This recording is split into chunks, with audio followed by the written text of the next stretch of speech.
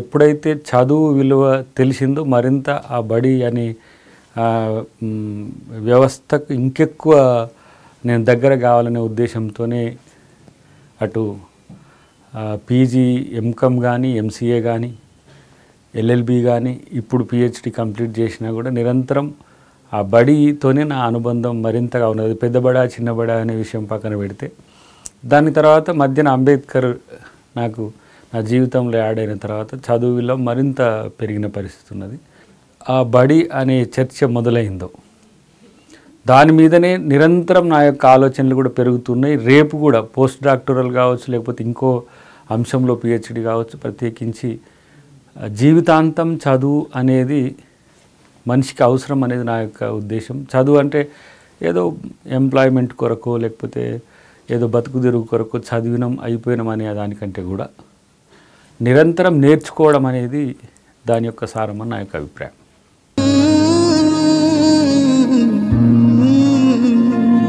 తెలంగాణ ఉద్యమం తర్వాత అందరూ కూడా రాజకీయాల్లోకి వస్తే బాగుంటుంది నీలాంటి వాళ్ళని చెప్పడం అనేది నాకు ఒక ఆలోచన రేకెత్తించిన పరిస్థితి. బట్ తెలంగాణ సాకారం అవుతుందా అనే ఒక ఆలోచన ఉండే. కానీ తెలంగాణ ఉద్యమంలో పాల్గొన్నప్పుడు వివిధ రాజకీయ పార్టీలతో, అది కాంగ్రెస్ కానీ, టీఆర్ఎస్ కానీ, బీజేపీ కానీ, టీడీపీ కానీ, ఇతర కమ్యూనిస్ట్ పార్టీలు ఎవరైతే సిపిఐ, సిపిఎం కానీ, లేదంటే న్యూ డెమోక్రసీ లాంటి పార్టీలు, అన్ని భావజాలాలతో కూడిన పార్టీల యొక్క సమాహారమైన జేఏసీలో నేను ఉండడం వల్ల ఒక ఆలోచన, రాజకీయం మరింత మెరుగైన సేవకు ఒక వాహకం అనుకున్న తర్వాత రాజకీయాల గురించి ఆలోచించడం మొదలుపెట్టిన. ఎండ్ ఆఫ్ ది మూమెంట్ డెఫినెట్గా రాజకీయాలకు రావాల్సిన పరిస్థితి వచ్చింది. రాజకీయాలు మహోత్కృష్టమని అని తెలిసిన తర్వాత రాజకీయాలు మాత్రమే నా కెరీర్గా ఉండడం మంచిదనే ఆలోచన ఉంది. ఇంకొకటి, ఆ చదువుకు ఈ రాజకీయానికి మనం కనుక అనుసంధానం చేస్తే విద్యతో కూడిన రాజకీయం, లేకపోతే వివేకవంతమైన రాజకీయం, లేదంటే అవగాహనతో ఉండే రాజకీయానికి, ఫక్తు రాజకీయానికి తేడా ఉంటుంది. కాబట్టి రాజకీయ నాయకత్వం చదువుకొని ఉంటే మరింత మేలైన సమాజానికి మనం ఊతమిచ్చిన వాళ్ళం అవుతాం. కాబట్టి చదువుకుని విజ్ఞానవంతులైన వాళ్ళు మాత్రమే కాదు, వివేకవంతులైన వాళ్ళని తయారు చేయడానికి మనం రాజకీయం చేయాలని ఒక ఆలోచన పెరిగింది. బట్ డెఫినెట్గా ఉద్యమ నేపథ్యమే రాజకీయానికి పునాది. అదే నన్ను ఇప్పటి వరకు కూడా గెలిచినా ఓడినా నన్ను గెలిపిస్తున్నది అది మాత్రమే నాకు ఆలోచన.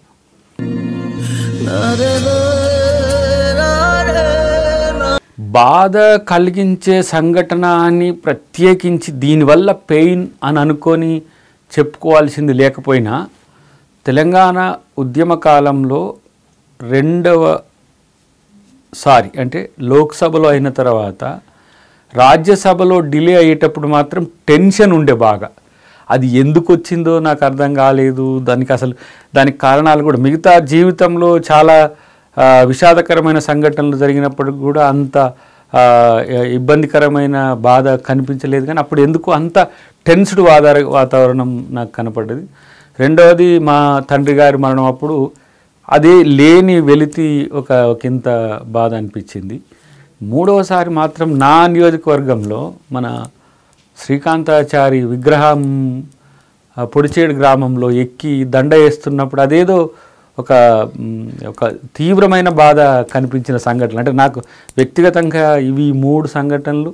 కొన్ని సందర్భాలు అవి అసలు చర్చించుకోవాల్సినవి కాదు, వ్యక్తిగతంగా వచ్చే బాధలు అవి పెద్ద సమస్య అనిపించలేదు. కానీ ఈ 3 సంఘటనలు మాత్రం కొంత నాకు ఎక్కువ. ఒడిదుడుకులు అనేది ఒక సహజమైన ప్రక్రియ జీవితంలో. విజయం వచ్చినప్పుడు విర్రవీగిపోవడం, అపజయం వచ్చినప్పుడు కుంగిపోవడం అనేది నా జీవితంలో ఎప్పటికీ లేదు. నేను జీవితంలో ఇప్పటి వరకు ఓడిపోలేదు. రాజకీయంగా గెలుస్తూనే వస్తున్నా. మనం అనుకుంటున్న ఎమ్మెల్యే ఎంపీలేమో పదవులు, హోదాలు. కానీ నాలాంటి బ్యాక్గ్రౌండ్ నుంచి ఈ స్థాయికి రాజకీయంగా ఇంతమంది ప్రేమాభిమానాలు ఏమంటారు మనకు రావడం అనేది, రాజకీయంగా నేను ఒక చర్చ కావడం అనేది మాత్రం నా దృష్టిలో ఒక అద్భుతమే. సో ఎక్కడో మారుమూల పల్లెలో ఒక సామాన్య దళిత కుటుంబంలో నేను చదువుకున్న ఒక వ్యక్తిని ఈరోజు నేను రాజకీయంగా ఈ మాత్రం పేరు రావడం అనేది కూడా ఒక గెలుపు అనే ఉద్దేశంతోనే ఉంటారు. రేపు డెఫినెట్గా ప్రజాప్రాతినిధ్యం అది అసెంబ్లీ పార్లమెంట్లే కాదు, రేపు ఎలాంటి గెలుపునైనా అది గెలవడానికి కూడా నాకు పెద్ద ఏమీ సమస్య కాదు.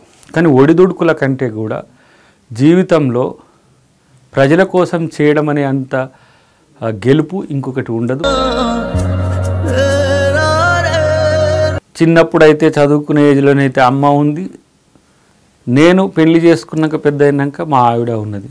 తర్వాత మిగతా మిత్రులు చాలామంది ఉన్నారు. ఇప్పుడు ఒకరి పేరు చెప్పే దానికంటే కూడా వీళ్ళిద్దరూ ఒక ఆమె కని పెంచితే ఇంకొక ఆమె నన్ను కొనసాగించడానికి ఇప్పుడు ఈరోజు ఉపయోగపడుతున్న పరిస్థితిని చూస్తే నేను చాలా లక్కీయెస్ట్ ఫెలో అనిపిస్తుంది. బట్ ఇప్పుడు మనం అనుకునే బాధలు వాస్తవ దృష్టితో చూస్తే బాధలే కావు. కాబట్టి అంత పెద్ద సమస్య వచ్చినప్పుడు ఎవరుంటారో మాత్రం చూడాల్సిన అవసరం అయితే ఉన్నది నాకు అనిపిస్తుంది. దయాకర్ గాడ్ ఫాదర్ ఇప్పటికైతే బాబాసాహెబ్ అంబేద్కర్. ఎందుకంటే ఆయన ఇన్స్పిరేషన్తో నేను రాజకీయాలను కూడా కొనసాగించే ప్రయత్నం చేస్తున్నాను. ఇప్పుడు కాంగ్రెస్ పార్టీ అయినా ఉద్యమం అయినా నాకు అంబేద్కర్ తెలిసిన తర్వాత అంబేద్కర్ ఐడియాలజీ అనేది నన్ను ముందుకు తీసుకుపోయే ఒక శక్తిగా నాకు కనబడుతున్నది. తర్వాత అదే స్థాయిలో నాకు కొంత ఇన్స్పిరేషన్ కల్పిస్తున్నది పూలే, బుద్ధుడు కూడా నాకు ఆ స్థాయి ఒక ఇన్స్పిరేషనల్. అంటే నేను 10th క్లాస్ చదువుకుంటున్నప్పుడు నాకున్న మోడల్స్ వేరు, నేను డిగ్రీ చదువుకునేటప్పుడు నాకున్న మొడాలిటీ వేరు, పీజీ పిహెచ్డి చేసిన తర్వాత వస్తున్న మార్పుల తర్వాత అంటే అవగాహన పెరుగుతున్న కొద్దీ చూస్తున్న సమాజం వేరు.